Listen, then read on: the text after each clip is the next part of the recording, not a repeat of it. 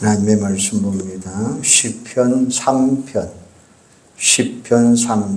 1절에서 8절입니다. 시편 3편 1절에서 8절 같이 읽을까요? 여호와여, 나의 대적이 어찌 그리 많은지요. 일어나 나를 치는 자가 많으니이다. 많은 사람이 나를 대적하여 말하기를 그는 하나님께 구원을 받지 못한다 하나이다. 셀라. 여호와여, 주는 나의 방패시요 나의 영광이시요 나의 머리를 드시는 자시니이다. 내가 나의 목소리로 여호와께 부르짖으니 그의 성산에서 응답하시는도다. 셀라. 내가 누워 자고 깨었으니 여호와께서 나를 붙드심이로다. 천만인이 나를 애워싸 진친다 하여도 나는 두려워하지 아니하리이다. 여호와여, 일어나소서. 나의 하나님이여, 나를 구원하소서. 주께서 나의 모든 원수의 뺨을 치시며 악인의 일을 꺾으셨나이다. 구원은 여호와께 있사오니 주의 복을 주의 백성에게 내리소서. 엘라. 아멘. 우리 인생은 장애물 경기와 같다, 이렇게 말할 수 있어요. 경기장 중간중간에 허들이라고 하는 장애물이 있습니다. 종목에 따라서는 허들 위에 물웅덩이를 여러 개 만들어 놓고 경기를 치르기도 합니다.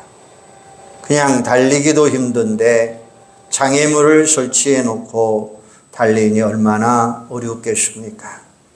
구경하는 관중들은 흥미가 있고 스릴도 있습니다. 그렇지만 선수들로서는 정말 어려운 경기입니다.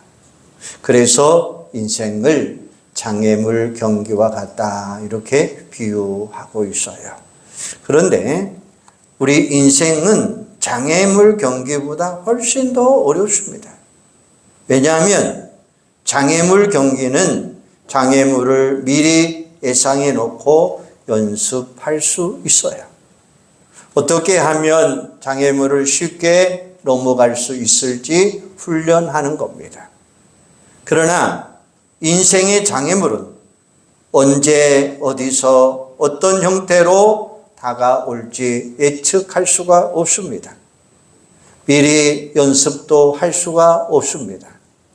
그러므로 인생에서 승리하기 위해서는 운동선수보다 더 강인한 정신력이 필요하다라는 것입니다. 우리 인생도 실력도 중요하고 지능지수도 중요합니다. 그런데 이상으로 중요한 한 가지가 있어요.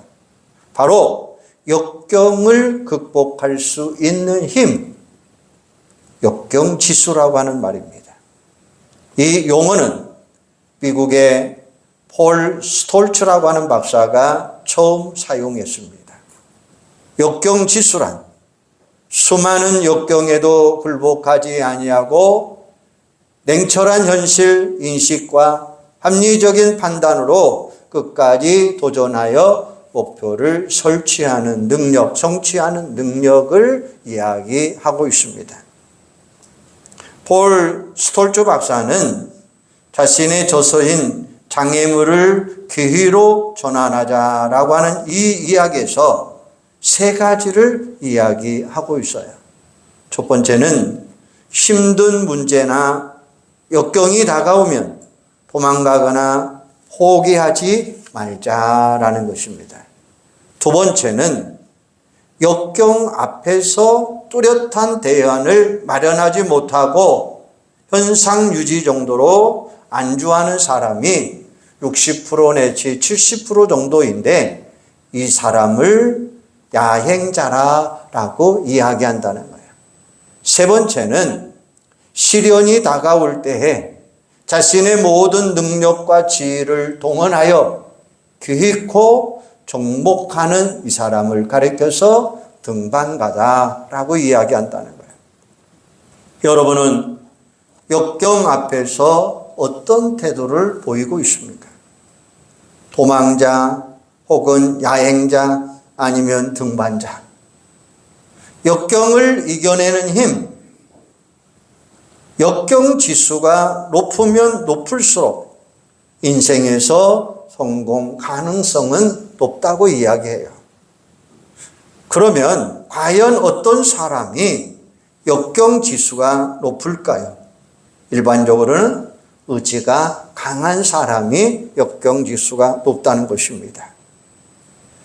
개미교포 가운데 벨 연구소 소장인 김종훈 사장이라는 분이 있습니다.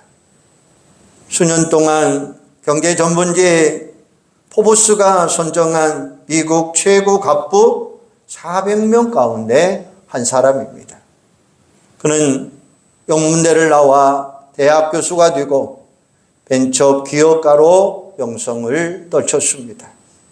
그런데 그의 인생은 숱한 역경입니다. 10대 때는 집안이 형편이 어려워서 편의점에서 11시부터 아침 7시까지 일을 하고 학교를 갑니다. 방과 후에는 잠시 2시간 정도 공부하다가 또 편의점에 출근하는 그런 삶을 살았습니다. 그가 강연하면서 이런 말을 이야기합니다. 여러분, 저를 보십시오. 저 같은 사람도 해냈습니다. 여러분도 할 수가 있습니다. 의지가 미래를 만듭니다. 라고 이야기합니다. 그러나 인간의 의지에는 한계가 있습니다. 아무리 강철 같은 의지를 가진 사람도 결국은 넘어지고 쓰러진다는 거예요. 그러므로 역경 지수를 더욱 높이려면 오한하시며 전능하신 하나님과 연결되어야 살 수 있습니다. 라고 이야기해요. 즉 하나님 의지하는 신앙의 힘이 있어야 된다는 것입니다. 오늘 우리는 본문을 통해서 당당하게 역경을 헤쳐나가는 한 인물을 발견합니다. 인생의 가장 힘든 밑바닥에서 힘차게 암벽을 오르는 클라이머처럼 정상을 향해 발걸음을 옮기는 한 등반가의 모습이 있는데 그 모습이 누구냐? 바로 다윗이라고 하는 사람입니다. 시편 3편은 63편과 함께 다윗이 동일한 상황 속에서 부르짖는 하나의 시입니다. 이 시의 배경은 다윗이 그의 아들 압살롬을 피해 도망갈 때의 시입니다. 다윗이 아들 압살롬의 반역을 피해 유다야 광야에서 지었습니다. 지금 상황은 말로 표현할 수 없는 아픔과 눈물의 광야입니다. 건강의 문제, 경제의 문제가 아닙니다. 아들이 아버지를 죽이고 왕이 되겠다는 패륜적 상황입니다. 아들의 반역의 칼로 피해 다윗은 신발조차 신지 못하고 도망을 칩니다. 그를 반대하던 자들이 다윗을 쫓아오면서 조롱하고 비방을 합니다. 결국 유다 광야의 숲에서 이 시를 쓰고 있습니다. 자기가 처한 상황을 1절, 2절은 이렇게 표현합니다. 여호와여, 나의 대적이 어찌 그리 많은지요. 일어나 나를 치는 자가 많으니이다. 많은 사람이 나를 대적하여 말하기를 그는 하나님께 구원을 받지 못한다 하나이다 셀라라고 이야기하고 있어요. 다윗 주변에 죽이고자 하는 대적들이 많습니다. 어떻게 해서든지 그를 죽이고자 합니다. 그리고 더 절망적인 것은 다윗이 생명처럼 붙잡고 있는 하나님을 조롱합니다. 너는 하나님도 포기한 존재. 너는 더 이상 하나님께 구원받을 수 없는 존재. 이런 비방의 독가사를 맞으면서 대부분은 쓰러집니다. 절망합니다. 포기하고 맙니다. 왜 다윗에게 이런 기가 막힌 상황이 찾아왔을까요? 오늘 우리의 삶의 자리에도 다윗처럼 원치 않는 순간, 원치 않는 방법으로 역경의 쓰나미처럼 몰려올 때가 얼마나 많습니까? 내 힘으로, 내 능력으로 어찌할 수 없는 상황에 처할 때가 우리들에게도 있습니다. 왜 하나님을 의지하고 믿음으로 살려고 하는데 어떤 고난의 웅덩이에 빠지게 될까요? 첫째는 죄로 말미암아 고난입니다. 자신의 욕심 때문에 다가오는 웅덩이가 있습니다. 아담처럼 하나님의 말씀에 불순종함으로 인해서 에덴에서 쫓겨나는 경우도 있습니다. 아간처럼 하나님의 명령을 거역하고 욕심 때문에 전리품을 숨겨두었다가 어려움을 당하는 경우도 있습니다. 요나처럼 하나님의 말씀을 거역하다 물고기 뱃속에 갇히는 수렁 속에 빠지기도 합니다. 이럴 때 수렁에서 나오는 방법은 하나님 앞에 나가 철저하게 회개하는 것밖에 없다고 하는 사실입니다. 자신의 죄와 허물을 뉘우치고 주님께 돌아오는 것, 그 길이 살 길이다라는 것입니다. 두 번째는 연단으로 다가오는 고난입니다. 이것은 우리의 잘못이 아니라 하나님께서 우리를 훈련하고자 하는 과정입니다. 하나님이 기뻐하는 사람으로 만들려고 시련의 용광로에서 우리를 집어넣습니다. 바로 그 사람의 대표적인 것이 누구냐? 요셉입니다. 그는 죄가 있어 인신매매되고 감옥에 갇힌 것이 아닙니다. 그를 통해서 하나님의 거룩하신 뜻을 이루려고 요셉을 연단하셨습니다. 욥을 보세요. 욥은 고난의 웅덩이 속에 빠졌습니다. 그는 동방의 부자요 의인이었습니다. 하나님 보시기에 의로운 자였습니다. 그런데 엄청난 시련이 달려옵니다. 그런데도 욥은 주신 자도 여호와시요 취하신 자도 여호와시니라 라고 고백하고 있어요. 그 입술로 범죄하지 아니하고 주님을 바라봅니다. 연단으로 다가오는 고난을 받을 때 우리는 인내가 필요합니다. 하나님의 때를 기다리며 인내하며 하나님의 더 큰 은혜의 축복을 채워가는 여러분들이 되기를 바랍니다. 세 번째는 하나님의 영광을 위해 주신 고난입니다. 마리아와 마르다 가정에 다가온 고난입니다. 그들은 예수님의 사랑을 받은 자들입니다. 그런데 오빠 나사로가 병들었습니다. 주님께 고쳐달라고 했는데 주님이 늦게 오시는 바람에 그는 죽고 말았습니다. 사랑하는 오빠가 죽었으니 얼마나 슬픔이 컸을까요?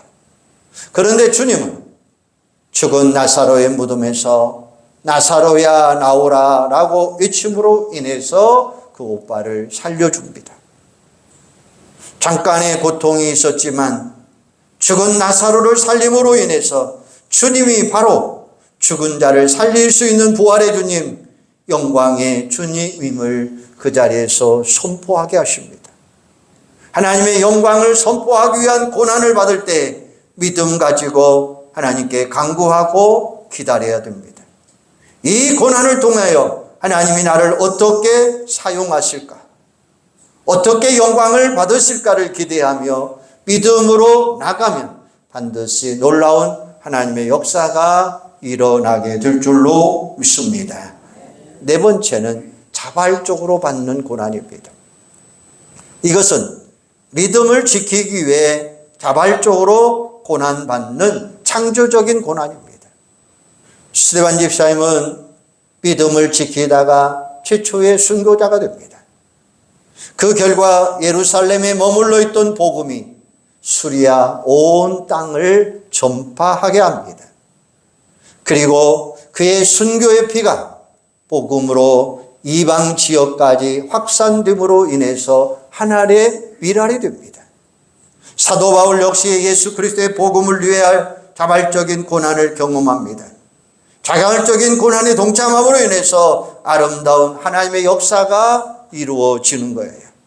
생명이 일어나고 하나님의 나라가 확장되는 놀라운 역사가 고난을 통해서 이루어졌다고 하는 사실입니다. 오늘 여러분이 당하고 있는 고난은 어떤 유형의 고난이라고 생각하십니까? 어디서부터 문제가 시작되었는가를 바르게 깨달으시고 훨씬 쉽게 고난의 웅덩이에서 빠져나올 수가 있을 것입니다. 그런데 대부분의 경우 고난의 웅덩이에 빠지게 되면 허우적거리게 됩니다. 죄책감에 사로잡히거나 인간적인 방법으로 문제를 해결하려고 합니다. 그러다가 안 되면 하나님을 원망하고 불평하게 됩니다. 좌절하고 낙심하게 됩니다. 그러나 다윗 보세요. 다윗은 결코 환경을 탓하지 않았습니다. 환경을 바라보지도 않았습니다. 사람 바라보지 않았습니다. 비록 그의 환경은 모래바람 부는 광야에 있지만 그는 좌절하지도 않았습니다. 그는 주변에는 돕는 자가 없고 죽이려는 자들로 가득 찼지만 그는 포기하지 않았습니다. 오히려 이렇게 대답합니다. 천만인이 나를 애워싸 진친다 하여도 나는 두려워하지 아니하리라. 할렐루야. 이게 다윗의 이야기입니다. 이것은 그의 당한 고난의 믿음의 고백입니다. 어떻게 수천만의 사람들이 자기를 죽이려고 애워싸고 있는데 나는 두려워하지 않습니다 라고 고백할 수 있겠느냐는 거예요. 우리들의 인생의 위기 앞에 두려워하는 이유가 뭡니까? 자신의 능력의 한계를 느끼기 때문이에요. 군대 용어 가운데 일당백이라고 하는 이야기가 있습니다. 일당백 정도는 충분히 물리칠 수 있는 강인한 정신력과 체력을 기웁니다. 그런데 100명이 아닌 200명, 300명이 몰려오면 우리는 어떻게 합니까? 이것은 패할 수밖에 없는 상황이죠. 두려워할 수밖에 없는 상황이죠. 낙심할 수밖에 없는 상황입니다. 그런데 다윗은 무슨 배짱으로 이렇게 말할 수 있을까요? 그의 비결은 3절에서 나와 있어요. 여호와여, 주는 나의 방패시요 나의 영광이시요 나의 머리를 드시는 자신이다. 이렇게 이야기합니다. 하나님을 자기 인생의 주로 믿고 따라갔다고 하는 사실이에요. 하나님만이 자기 인생의 주인임을 그는 고백하고 있습니다. 바로 그 하나님, 자기의 방패시요 영광이시요 자신의 인생을 일으키고 세워주시는 분, 그분이 바로 나의 하나님이다 라고 이야기하고 있어요. 당시에 전쟁터에 나갈 때 가장 중요한 무기는 뭐냐? 창과 방패입니다. 창은 공격하는 무기요, 방패는 자신의 생명을 지키는 방어용 무기입니다.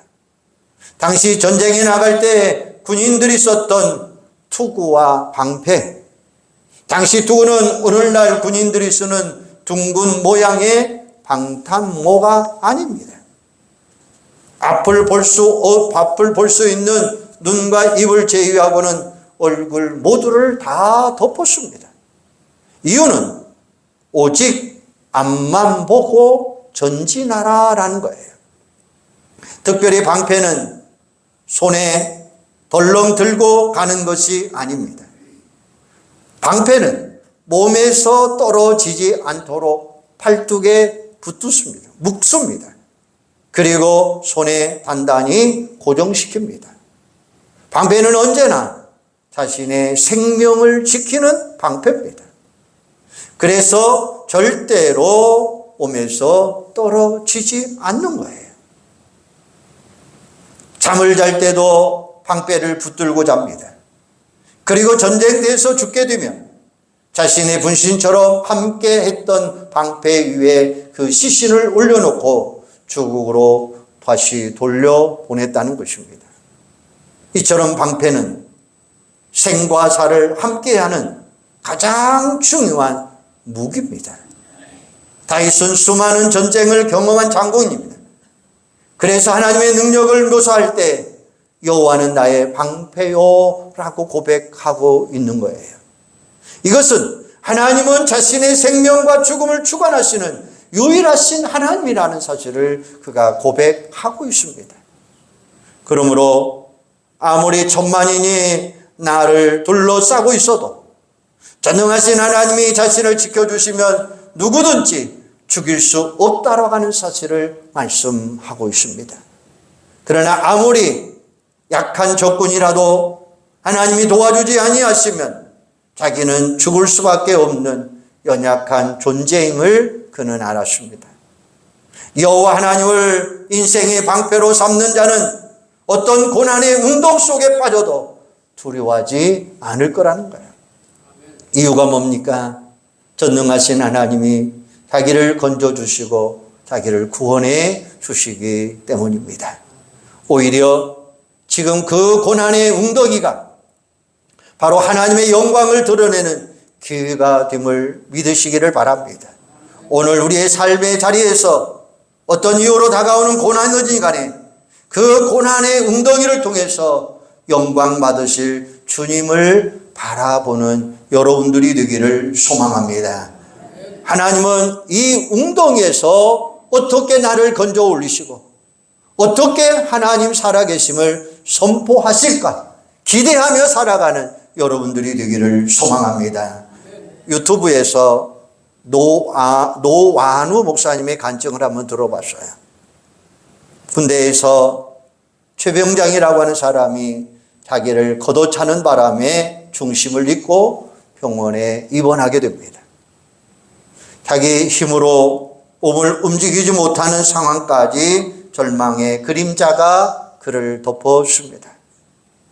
처음에는 병상에 누워서 어떻게 하면 이 최병장을 죽일까라고 생각을 합니다.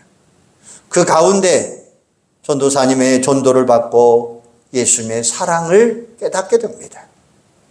자기의 아픔이 오히려 하나님이 주시는 축복의 통로라고 하는 사실을 발견하게 됩니다. 그래서 의가사 제대 명령을 거부하고 최병장을 용서하기로 작정을 합니다. 퇴원 후에 최병장을 위한 감사패를 하나 만들었습니다. 그리고 이렇게 씁니다. 귀환은 나를 다치게 만들어서 예수님을 만나게 했고 나를 새롭게 거듭나게 한 공로가 크기에 감사의 마음을 담아 이 패를 드립니다. 라는 글이었어요. 그 결과 지금 그 최병장은 장로님이 되었고 오 목사님의 가장 확실한 든든한 후원자가 되었다라고 이야기합니다. 얼마나 감동적인 결과입니까? 자기를 죽음의 수렁에 몰고 갔던 자를 용서하는 자. 그러자 그 고난의 자리에서 예수를 만나고 은혜의 자리, 축복의 자리로 이끌어갑니다. 이 죄에 대해서 깊이 연구하고 공부하는 계기가 됐고 그 죽음의 자리가 하나님을 만나는 자리가 되었고 인생의 새로운 역전의 발판이 되었고 하나님의 영광을 선포하는 축복의 자리가 되었습니다. 라고 간증하는 내용입니다. 사랑하는 여러분, 여러분은 지금 인생의 어떤 고난의 수렁 속에 빠져 있습니까? 어떤 인생의 사막에서 힘들어하고 있습니까? 여러분이 처한 환경이나 상황 바라보지 마세요. 사람이나 인맥을 찾아서 해결하려고 발부동 치지 마세요. 잠잠히 하나님을 바라보시고 하나님께 소망을 두고 때를 기다리시기를 바랍니다. 내가 내 의지를 가지고 움직이려고 하지 말고 하나님이 나를 움직일 수 있도록 모든 것 하나님께 맡기시기를 바랍니다. 내 힘으로, 내 능력으로, 내 경험으로 문제를 해결하고 움직이면 움직일수록 실타래처럼 더 꼬일 수가 있어요. 더 깊은 수렁 속에 빠져갈 수 있다고 하는 사실이에요. 어릴 때 바닷가에 수렁이 있었습니다. 수렁에 빠지면 혼자 힘으로는 나오기가 어렵습니다. 나오려고 애를 쓰면 쓸수록 더 깊이 빠져 들어갑니다. 그때 수렁에서 나올 수 있는 방법은 옆에 있는 친구의 도움이 필요합니다. 친구가 나뭇가지를 가져다가 내어 밀면 그것을 붙들고 나오면 돼요. 우리 인생의 수렁도 마찬가지입니다. 내 힘으로 빠져나오겠다고 발버둥 치면 칠수록 더 깊이 수렁 속에 빠질 수밖에 없다는 거예요. 우리 주님은 우리를 건져주시는 친구의 막대기와 같습니다. 주님이 내미시는 손을 잡으면 무슨 일을 만나든지 만사형통 넉넉하게 이길 수 있는 힘이 되는 줄로 믿습니다. 1967년 이스라엘과 아랍 사이에 6.1 전쟁이 벌어졌습니다. 이스라엘은 인구 단지 250만에 불과했지만 아랍은 1억이 넘는 인구였습니다. 누가 봐도 이것은 무모한 싸움입니다. 당시 이스라엘 국방장관이었던 모세 다이안 장군이 방송을 통해 짤막한 성명서를 발표합니다. 우리는 2534년 만에 되찾은 조국 이스라엘 지키기 위해 부득이 이 전쟁에 참여할 수밖에 없습니다. 그러나 전쟁이 일어나면 우리는 최단시일 내에 반드시 승리할 수 있을 것입니다. 이유는 전 장병이 최신식 무기로 무장해 있기 때문입니다. 서방 첩보원들은 이스라엘이 정말 위력적인 최첨단 무기로 개발한 줄을 알았습니다. 전쟁이 시작되었습니다. 군인들을 전쟁터로 내보내고 국방부 장관 자신은 방송국 의자에 앉았습니다. 그리고 천천히 또박또박 말씀을 읽어가는데 그 말씀이 오늘 본문의 이야기입니다. 여호와여, 나의 대적이 어찌 그리 많은지요. 천만인이 나를 애워싸 진친다 하여도 나는 두려워하지 아니하리로다. 여호와여, 일어나소서. 나의 하나님이여, 나를 구원하소서. 주께서 나의 모든 원수의 뺨을 치시며 악인의 일을 거꾸리다. 구원은 여호와께 있사오니 주의 복을 주의 백성에게 내리소서라고 하는 음성이었습니다. 우리 주님은 끝까지 우리를 밀어주는 친구가 되신다라는 사실이에요. 우리를 어떤 상황 속에서도 지켜주시고 방패가 되어주시고 피할 바위가 되어주시는 줄로 믿습니다. 우리를 어떤 고난의 웅덩이 속에서 건져주시는 그분이십니다. 오늘 내 인생의 고난의 웅덩이는 바로 하나님을 바라보는 나침판입니다. 그 아픔은 우리 인생의 상처가 아니라 별로 만드시는 놀라운 방법입니다. 그 놀라운 주님께서 오늘 우리 인생의 여정길에 나와 함께 하시겠다고 말씀하고 계셔요. 나와 동행하시는 하나님, 오늘 다윗의 믿음의 고백을 한번 외쳐보시기를 바랍니다. 천만인이 나를 애워싸 진친다 하여도 나는 두려워하지 아니하리로다. 할렐루야. 한번 우리 6절 말씀 한번 같이 한번 읽어보도록 하겠습니다. 6절입니다. 시작. 다시 6절입니다. 6절 시작. 천만인이 나를 애워 진친다 하여도 나는 두려워 아니하리로다. 아멘. 천만인이 나를 애워싸 진친다 하여도 나는 두려워하지 아니하리로다. 할렐루야. 기도하겠습니다. 하나님, 은혜와 사랑 감사합니다. 나의 친구가 되신 하나님, 우리 상황, 어떤 어려움의 상황 가운데서도 나의 방패가 되시고 나의 피할 바위가 되시는 하나님, 고난의 웅덩이 가운데서도 나를 지키시는 하나님, 아픔의 고난 가운데서도 우리에게 스타가 되어주시고 우리의 모든 것을 주관하시는 하나님, 오늘 우리 인생 여정 가운데서 나와 동행하시는 하나님, 오늘 그 믿음의 고백을 통해서 다시 한번 천만인이 나를 애워 진친다 하여도 나는 두려워하지 아니하리로다 라고 고백할 수 있는 저희들이 되도록 주님 도와주시옵소서. 아버지 하나님, 우리 모든 성도들이 어려우면 어려울수록, 힘이 들면 힘이 들수록 고난의 웅덩이 속에서도 오직 나를 사랑하시고 나의 방패가 되시고 나의 피할 바위가 되시는 오직 하나님이 나와 함께 하심을 믿고 의지하고 그분만을 따라가는 귀한 성도들이 되도록 주님 역사하여 주시옵소서. 예수님의 이름으로 기도하옵나이다. 아멘.